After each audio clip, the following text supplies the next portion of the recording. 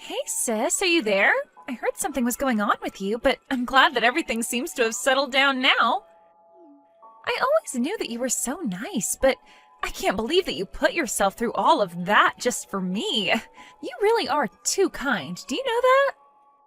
Tracy, I really wasn't doing what I did for your sake, you know. I broke off my engagement with my fiancé because I caught you two having an affair with each other. Well, I know, but you were engaged to a CEO. You know that it's always been my dream to marry a rich man, right? I don't even know what to say to something like that. Is that supposed to be an excuse? Well, I've just always wanted to live like a spoiled princess, you know?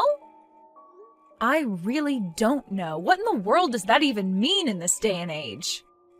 Besides, where did a dream like this even come from? It isn't like we were horribly poor or fantastically rich growing up. Well, I know, but that doesn't mean that I can't want to marry someone who is really rich, because if I did that, then I would never have to work another day in my life. And now I found that man after all this time. It really is like a real-life Cinderella story, isn't it? I don't remember the scene in Cinderella where one of the ugly sisters steals her prince away. Are you sure we were watching the same movie growing up? Oh, come on. You can't actually be mad at me for taking him for myself, right? Don't you know that all's fair in love and war? You just gotta get over this. You think this is something someone can just get over? This isn't a toy or something that you stole from me this time. We aren't kids anymore. You're right, we're adults, and I think that you're forgetting your place right now. I stole your fiancé from you, and that's a fact. You just need to accept the fact that you've been dumped for the better woman. You think I've been dumped? Please, I wouldn't have taken Jerome back if he came begging for me to take him back.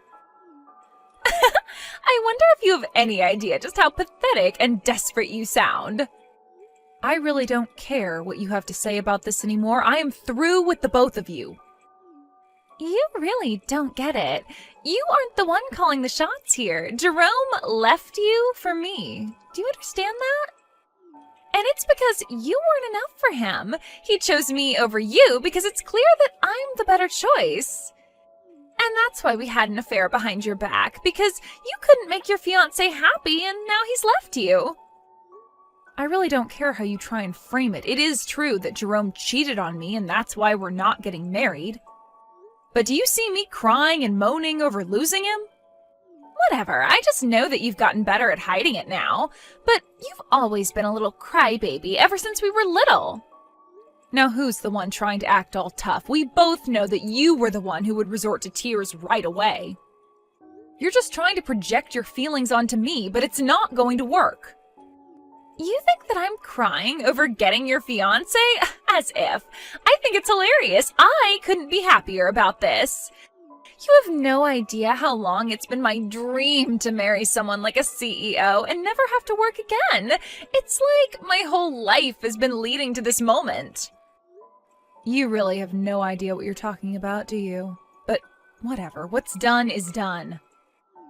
Oh, come on! You can't just be taking it that easy. Can't you send me a message in all caps or shout at me over the phone or something at least? I'm not going to do that, but you should know that Jerome is not a CEO. What in the world are you talking about? Of course he's a CEO. He's the boss of the company that you work for, isn't that right? Actually, we have joint management of the company, if you must know. Hold on a second. What is that supposed to mean? How can you both manage the company? Well, I actually started the company with my startup capital. Jerome just snuck his way up the ranks using connections of his. The company is, however, all mine. This doesn't make any sense to me at all. What in the world are you talking about? I mean that when we first met while working for different companies, I had just established mine, and as it grew, Jerome showed interest in helping out. Then we started to talk about getting married. After I got pregnant, the board insisted that I have a co-manager in case anything happened to me, and they selected Jerome. So then, you two had the same job at the same time, but the company was really yours? But then, I don't get it. Are you telling me that you're also the CEO of a company? I would say I'm more CEO than Jerome. After all, it was my money that began the company. And I'd double check about Jerome still being a CEO since he would have been fired by now. Fired? What do you mean by that?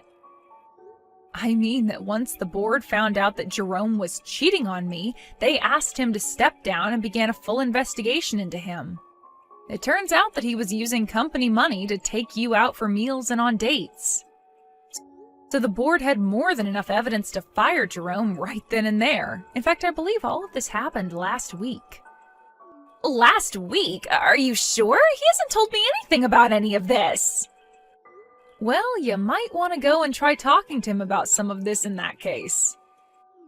But then, doesn't this mean that Jerome isn't even a CEO and that I won't actually be marrying a really rich guy? That's what you're worried about? I tell you that Jerome was embezzling from the company, something he could go to jail for, and that's all you care about? You're just lucky the board already agreed not to press charges as long as Jerome pays the money back. Of course, we are prepared to press charges if that doesn't happen. But I was supposed to live life like a princess. I thought I had stolen your man away from you with my charm and good looks. But now you're telling me that the man I stole from you doesn't even have a job? Yeah, and I don't imagine he has much in the way of savings, given how lavishly Jerome likes to live. But why didn't you say anything about this to me sooner? You should have warned me about him. Ugh, I never want to talk to you again. Are you really saying that to me? Oh, that message isn't showing up as read. Well, okay then. Have a nice life, sis.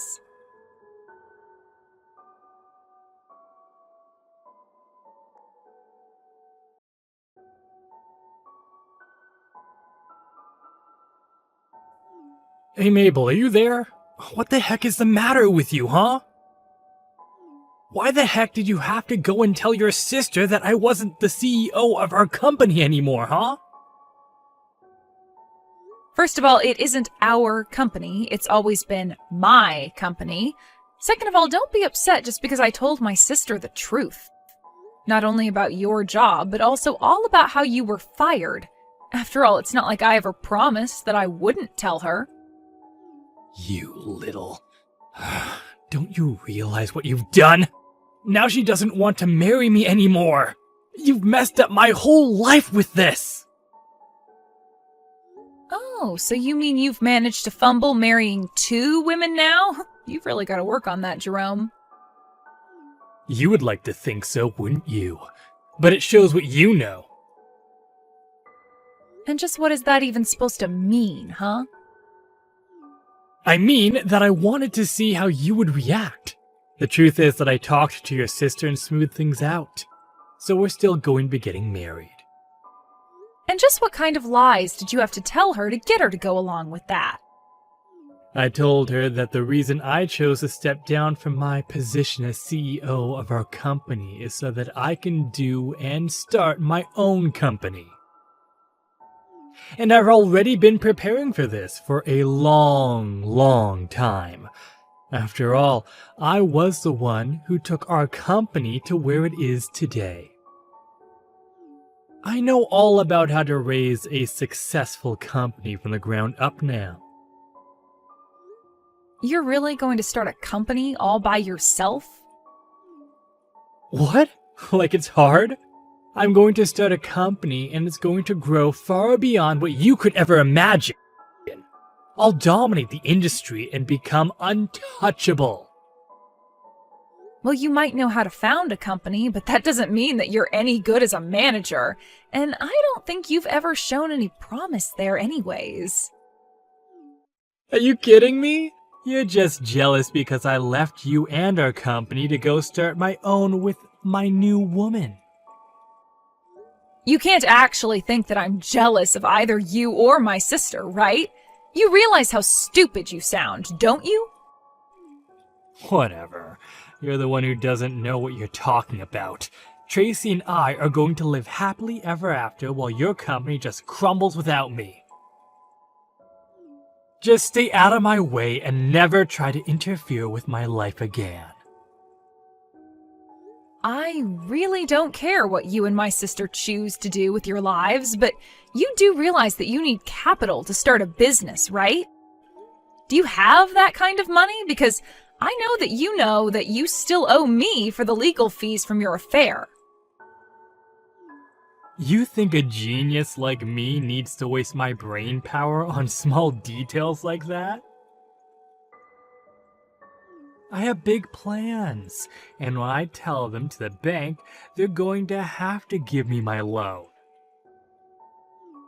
And I'll get the loan and start my company and have everything up and running in 6 months. 6 months, huh? You really think you can handle doing all that in such little time? Well, in that case, I want you to pay me what you owe me right now.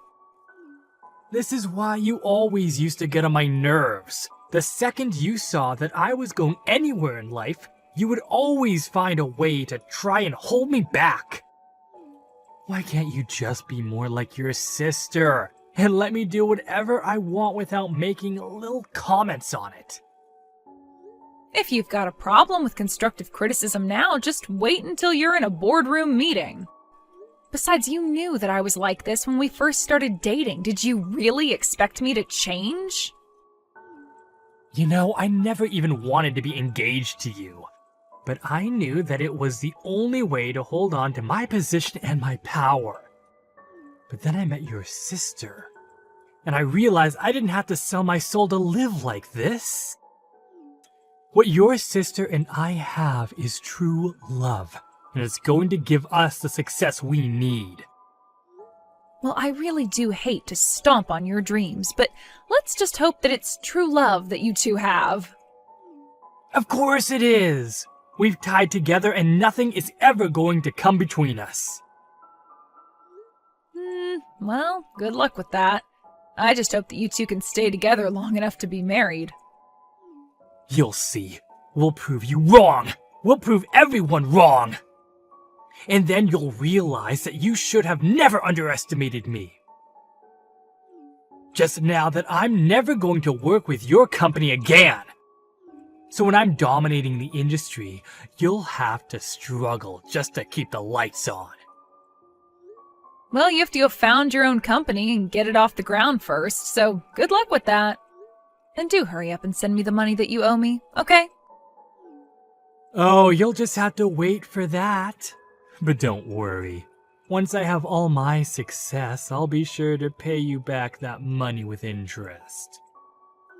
And then you'll realize that that's only a taste of the wealth I'll have.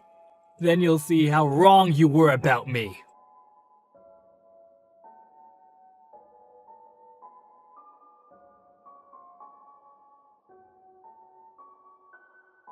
Hey there, Mabel. I just thought you should know Jerome and I moved in together. At first, I was worried about all the things you were telling me about him, like how he wasn't a real CEO or how he embezzled from the company. But then he finally started his own company. And now we've moved into an amazing condo, and we're the happiest that we've ever been. It's amazing. You moved into a condo together with Jerome? Because I haven't even heard anything about him creating a new company. Well, I suppose that's probably because Jerome just runs in different circles from you, doesn't he?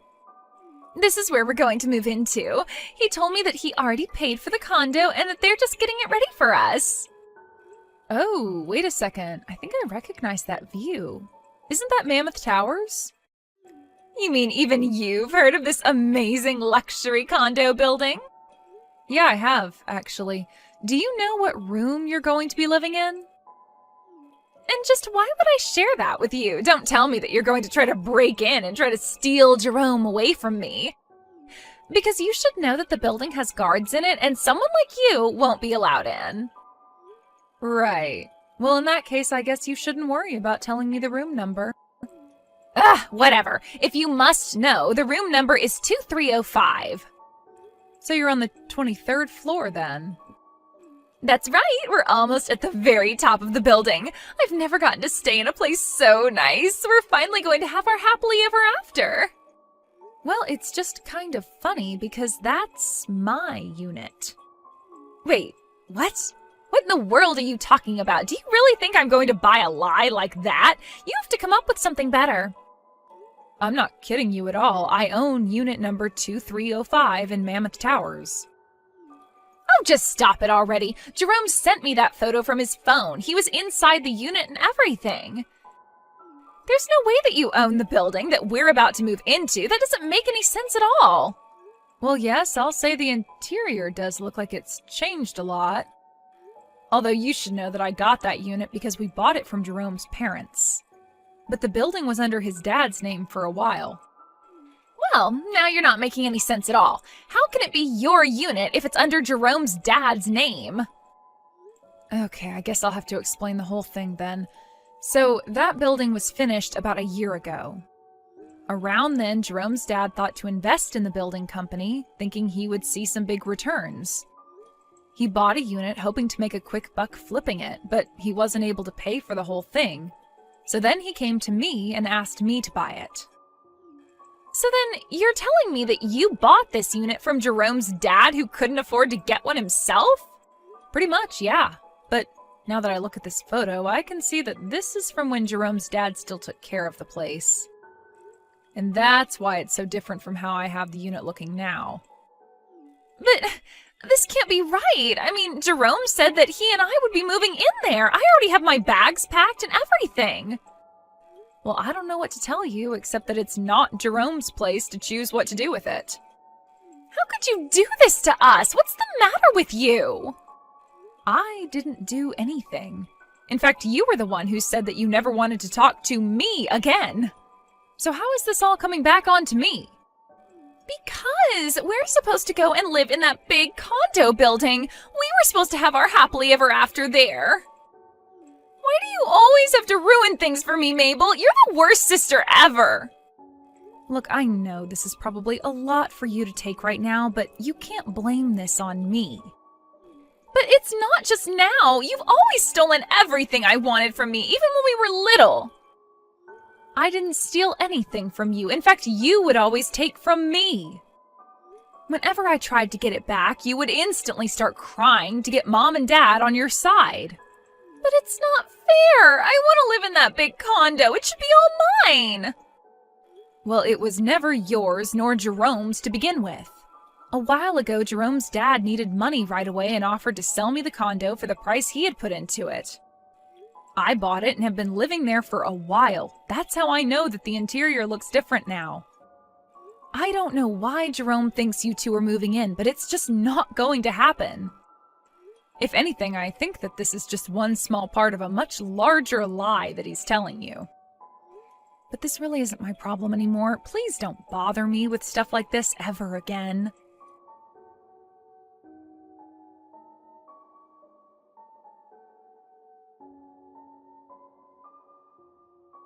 It turns out that when it was time to move, Jerome ended up taking my sister to go and move in with his parents. Apparently, they were in serious debt, and this was part of the plan to use Jerome and Tracy to pay off their debts. Tracy was messaging me, begging to help get her out of there, but I just read her texts and then blocked her number. She tried living with them for a couple of months, just hoping that this was all part of Jerome's plan to start his own company. Of course, he had never really even begun the process and was lying to Tracy this whole time about his intentions. I heard later from my parents that they ended up bailing out Tracy and rescuing her from her in-laws' house. Now, both my mom and dad are keeping a very close eye on Tracy and making sure she finds a job and learns some responsibility. As for me, life went on as normal. Nothing Jerome or Tracy did really ever had a chance to affect me. I told my parents that I wouldn't be doing anything to support my sister, and they understood and agreed with me.